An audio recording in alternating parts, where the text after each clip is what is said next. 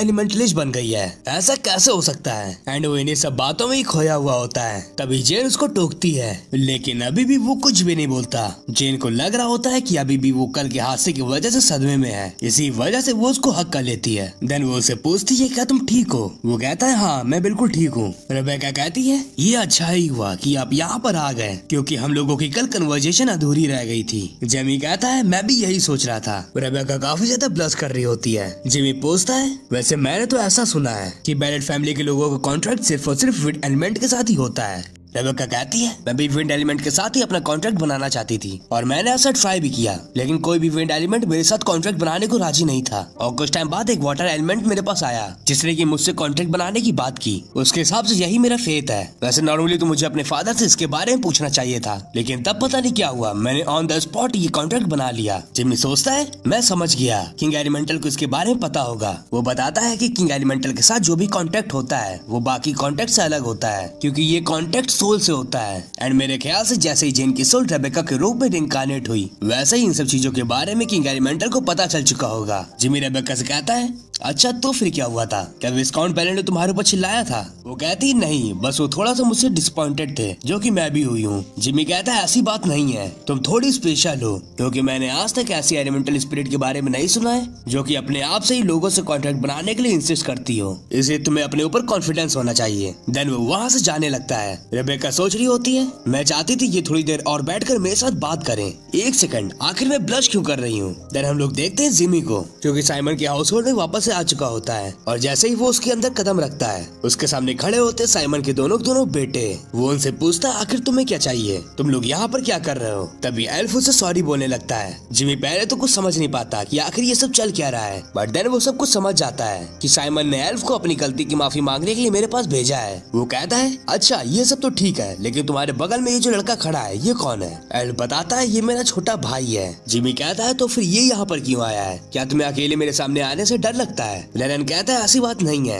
Actually वो बंदा मैं ही था जिसने उसको आर्टिफैक्ट दिया था, जिसका यूज करके इसने तुम्हारे ऊपर हमला किया। ये सुनते ही जिमी को गुस्सा आने लगता है। वो उससे उसका नाम पूछता है। लेनन अपना नाम बताता है। जिमी उसकी मैजिकल एनर्जी को नोटिस कर रहा होता है और उसको देखकर वो ये कंक्लूड करता है कि एल्फ का छोटा भाई उससे ज्यादा टैलेंटेड एंड होशियार है। लेकिन मैं ये सोच रहा हूँ आखिर एल साइमन इतने ज्यादा पोटेंशियल को देख क्यों नहीं पा रहे हैं, वो अपने बेटों से इतना ज्यादा डिसअपॉइंटेड क्यों है। तभी लेनन बहुत सियाना बनते कहता है एल्फ ने अपनी गलती की माफी मांग ली है और ऑब्वियसली तुमने उसको माफ कर ही दिया होगा, सो अब हम लोगों को यहाँ से चलना चाहिए। जिसकी वजह से जिमी इरिटेट होने लगता है। एंड वो एल्फ से कहता है एल्फ मुझे ऐसा लगता है कि अपने हाउस होल्ड में तुम्हें अपनी पोजीशन बनाने के लिए काफी ज्यादा मेहनत करनी पड़ेगी। मैंने सही कहा ना लेनन। तभी जिमी लेनन के बिल्कुल पास पहुंच जाता है एंड कहता है तुम लोग चाहे जो भी करो मुझे उससे फर्क नहीं पड़ता, बट अगर लास्ट इंसिडेंट में तुम भी इन्वॉल्व थे और या तो उसके मास्टरमाइंड थे तो एक छोटी सी पनिशमेंट तो तुम्हारे लिए भी बनती है। जिसको सुनते ही लेनन चौंक जाता है और थोड़ा डरने लगता है। तभी लेनन को एक डार्क ऑरा घेरने लगता है। उसको अपनी बॉडी बिल्कुल कोल्ड महसूस हो रही होती है। उसको ऐसा लग रहा होता है कि वो जमा जा रहा है। तभी वो अपने घुटनों पे गिर जाता है और उसको चारों तरफ अंधेरे में सिर्फ और सिर्फ एक ही चीज दिख रही होती है, जो कि बहुत बड़ी सी आग, जो कि जिमी को रिप्रेजेंट कर रही होती है। वो कह रहा होता है मैं सिर्फ और सिर्फ तुम्हें एक ही बार माफ करूंगा। थोड़ी देर में देखते ही देखते उसके आसपास का सारा डार्क ऑरा गायब हो जाता है और हम लोग देखते लेनन काफी ज्यादा घबराया हुआ होता है। वो बस रो रहा होता है। उसको समझ नहीं आ रहा होता कि अभी थोड़ी देर पहले उसके साथ क्या हुआ। वो बस और बस अपने घुटनों पर ही बैठ के रो रहा होता है। उसको बस और बस एक ही बात सुनाई पड़ रही होती है, जो कि जिमी ने कही होती है कि ये गलती लेनन की पहली और आखिरी गलती थी, इसके बाद वो उसकी गलती माफ नहीं करेगा। तभी लेनन जिमी से सॉरी बोलने लगता है। देन जिमी वहाँ से चला जाता है एंड हम लोग देखते हैं कि वो घर के लिए निकल रहा होता है और वो वहीं पर ही खड़े होकर सारी तैयारियों को देख रहा होता है, क्योंकि उसको घर जाने की बहुत जल्दी होती है। तभी उसके पास साइमन आ जाता है। वो कहता है मैं तुमसे बात करना चाहता था, लेकिन मेरे पास टाइम नहीं हो पा रहा था। ये मेरे लिए बहुत शर्मनाक बात है। जिमी कहता है सेम मेरे साथ भी है, मैं भी आपसे बात करना चाहता था। साइमन कहता है तुम इतनी जल्दी जा रहे हो, अगर तुम चाहो तो और भी देर तक रुक सकते हो। जिमी कहता है नहीं नहीं, मुझे घर जाना है, क्योंकि मुझे वहाँ जाकर आराम करना है, क्योंकि मैं बहुत ज्यादा थक चुका हूँ और रीजन तो आपको पता ही होगा। वो एल्फ वाले वाले इंसिडेंट के बारे में इंडिकेट कर रहा होता है। साइमन पहले उसकी बात सुनकर चौंक जाता है, बट देन वो स्माइल करने लगता है। वो जिमी से कहता है मैजिकल सोसाइटी ने तुम्हें नोटिस कर लिया है, वैसे तुम्हें अपने पोटेंशियल के बारे में तो पता ही होगा, तुम एक गिफ्टेड हो। जिमी कहता है बिल्कुल मुझे पता है, बाय द वे वो जो लेनन नाम का लड़का था मैंने उसको थोड़ा सा मजा चखा दिया, सो कोई प्रॉब्लम तो नहीं है ना। साइमन कहता है जैसा कि मैंने सोचा था। जिमी कहता है मैंने जो भी तुम्हारी बेटी के साथ किया है उसकी वजह से तुम गुस्सा क्यों नहीं हो। साइमन कहता है मैं गुस्सा क्यों ही होगा, वो बस और बस अपने कर्मों का फल झेल रहा है। जिमी बताता है वो जो लेनन है वो मैजिक में काफी अच्छा है, अगर आप उसको ट्रेन करोगे तो वो एक अच्छा खासा मेज बन सकता है। साइमन कहता है मैं इसके बारे में जानता हूँ, उसका पोटेंशियल बाकियों से ज्यादा है, लेकिन वो फिर भी काफी नहीं है। जिमी इरिटेट होते हुए कहता है अगर तुम उसको थोड़ा सिखा भी दोगे तो तुम्हारे बिगड़ क्या जाएगा, वैसे भी उसके अंदर इतना तो पोटेंशियल है कि वो एक न एक दिन तुम्हारे जितना पावरफुल बन सकता है, बट अगर तुम उसके ऊपर इतना प्रेशर बना के रखोगे तो ऐसा कभी नहीं होगा, ये सब कुछ आप ही की गलती है। ये सुनते ही साइमन चौंक जाता है। जिमी कहता है आपके बेटों ने गलत रास्ता इस वजह से चुना क्योंकि आप हमेशा उन्हें नकारते ही आए एंड वो दोनों आपका अटेंशन पाना चाहते थे। साइमन कहता है क्या तुम ये कह रहे हो कि सब चीज मेरी गलती है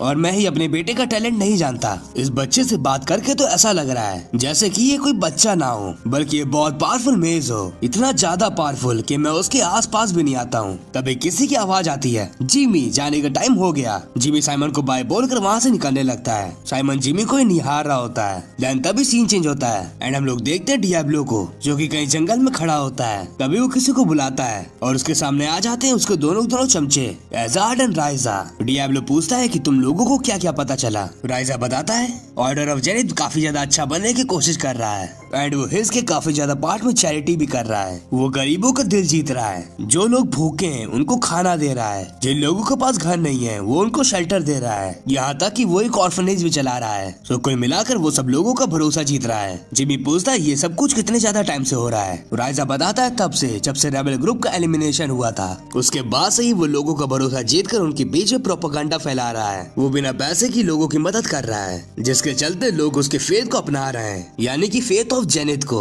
सभी के सभी लोग धीरे धीरे जेनिथ के फॉलोअर्स बनते जा रहे हैं। ऑर्डर ऑफ जेनिथ के बारे में ये सब बातें सुनकर डियाब्लो हैरान हो जाता है। जेनिथ तो ऐसा पर्सन है ही नहीं जो कि अपने अलावा दूसरों के बारे में सोचे भी, वो सिर्फ और सिर्फ अपना भला करना ही जानता है। तो आखिरकार ये सब अच्छी चीजें क्यों करवा रहा है। वो अपने चमचों से पूछता है तुम्हें क्या लगता है क्या वॉर एंड पीस दोनों को एग्जिस्ट कर सकती हैं। राइजा कहता है नहीं, बट मेरे ख्याल से वो को रिलेट जरूर कर सकती हैं। डियाब्लो कहता है तुमने बिल्कुल सही बोला और यही सेम चीज जेनिथ भी कर रहा है। वो पीस के होने का ढोंग कर रहा है लेकिन इसकी ढोंग की नींव खोखली है, क्योंकि मैं ये जानता हूँ कि उसके डिवाइन पावर का फुल पोटेंशियल सिर्फ और सिर्फ वॉर टाइम में ही बाहर आता है। लेकिन इस टाइम उसके फॉलोअर जो भी कर रहे हैं वो उसके खुद के नेचर से बिल्कुल उल्टा है। तो तुम लोग जाओ और पता करो कि उसके फॉलोअर्स इतनी अच्छी हरकतें क्यों कर रहे हैं। तभी वो लोग वहाँ से चले जाते हैं। डियाब्लो कहता है मैं इस चीज की जड़ों तक जाऊंगा। देन तभी हम लोगों को दिखाया जाता है ऑर्डर ऑफ जेनिथ के ऑर्फनेज को, जहाँ पर वही लड़का होता है जो कि कुछ दिनों पहले डियाब्लो से टकराया था।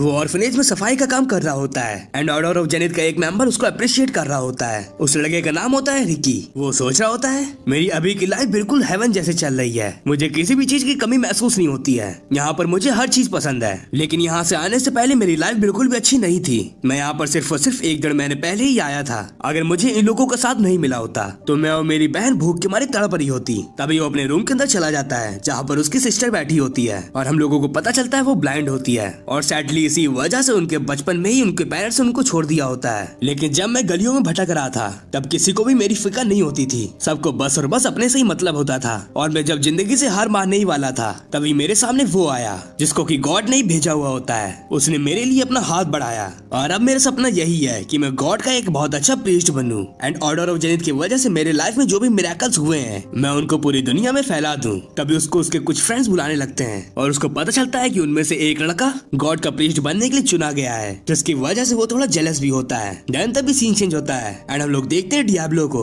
जो कि आसमान की ऊंचाइयों में होता है और वो कहीं जा रहा होता है। देन वो ब्लैक से कहता है कि हम लोग बस पहुंचने ही वाले हैं, नीचे उतरो। तभी उसको कोई बंदा दिखता है जो कि जमीन में पड़ा होता है। जब डियाब्लो उसके पास पहुंचता है तो उसको उसकी बॉडी से कुछ ऑरा निकलता हुआ महसूस हो रहा होता है एंड जब वो उसकी छड़ी देखता है तब उसको पता चलता है कि ये बंदा एक प्रीस्ट है। लेकिन उसको ये सोच के हैरानी हो रही होती है कि आखिर एक प्रीस्ट यहाँ पर पड़ा हुआ क्यों है। तभी उसके पास जाकर अपना पैर उसके सर पर रख देता है एंड कहता